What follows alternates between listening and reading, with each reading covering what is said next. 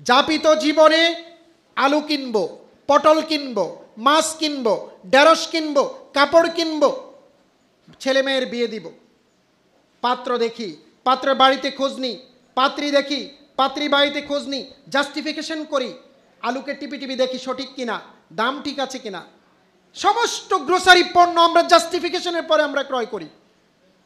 জমি কিনবো, আরএস দেখি, সিএস দেখি, বিএস দেখি, মিউটেশন দেখি, শত্রু সম্পত্তি কিনা জাস্টিফাই করি।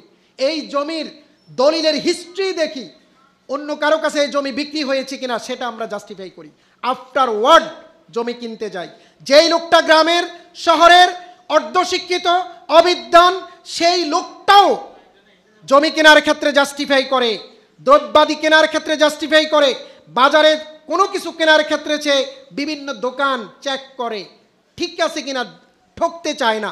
প্রিয় ভাই সব দেখুন, আমরা সেই লোকটাই আমাদের দৈনন্দিন জীবনে ইবাদত বন্দেগীগুলো কোরআন এবং হাদিস মতো হচ্ছে কিনা, আল্লাহর কোরআন, আল্লাহর কালাম, আল্লাহর কথা অনুযায়ী আমার বক্তব্য ঠিক আছে কি না, আমার যাপিত জীবনে যে ইবাদত বন্দেগী করি আমি রাসূলের তরিকা অনুযায়ী হচ্ছে কি না। কখনো আমরা এগুলো জাস্টিফাই করি না, কখনো আমরা এগুলো নিজেরা পিউরিফাই করি না, আমরা জাস্টিফিকেশন করে আমরা খুঁজে বের করি না যে আমার ইবাদত বন্দেগী কোরআন এবং হাদিস অনুযায়ী আসলেই হচ্ছে কিনা। একটু কিতাবটা দেখি, একটু বুখারীটা দেখি, একটু কোরআনটা খুঁজে দেখি। প্রিয় ভাই সব, আজকে আমি আপনি যেই সময় দাঁড়িয়ে আছি, গভীর মনোযোগ দিয়ে দু চোখ বন্ধ করে একবার ফেলে আসা অতীতের দিকে আপনি তাকান। সিনেমার রিলের মতো, পর্দার মতো একটার পর একটা পাতা উল্টে যাবে আপনার ফেলে আসা জীবনের। সেই ছোট্টবেলায় বাবার হাত ধরে পাঠশালা, স্কুলে, মক্তবে আপনি যেতেন, সেই লোকটা আজকে পরিণত হয়ে গেছেন। সেই লোকটা মেয়ে বিয়ে দিয়েছেন, ছেলে বিয়ে করিয়েছেন, সেই ছোট্ট মানুষটা আজকে আপনি কত পরিণত।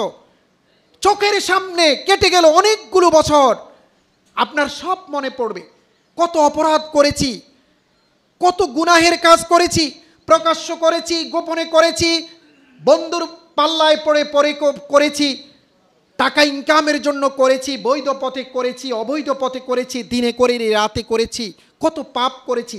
এই পাপগুলোর যদি কালার হতো, এই কালারগুলো যদি আমি সহ আপনাদের চেহারায় ভেসে উঠত, আপনাদের দেহের ভিতর যদি কালারগুলো প্রকাশ পেত, আপনাদের দেহের যে বস্ত্র কাপড় এর মাঝে যদি পাপগুলো তালিকা হয়ে যেত, আমরা কেউই, আমি সহ, এই মুখ, এই চেহারা দেখাতে পারতাম না নিজের স্ত্রীর কাছে, নিজের ছেলে মেয়ের কাছে, নিজের এই সমাজে, নিজের এই মুসল্লিদের কাছে, ইমামের কাছে, সমাজের সর্বত্র আমরা লুকিয়ে থাকতে হতো।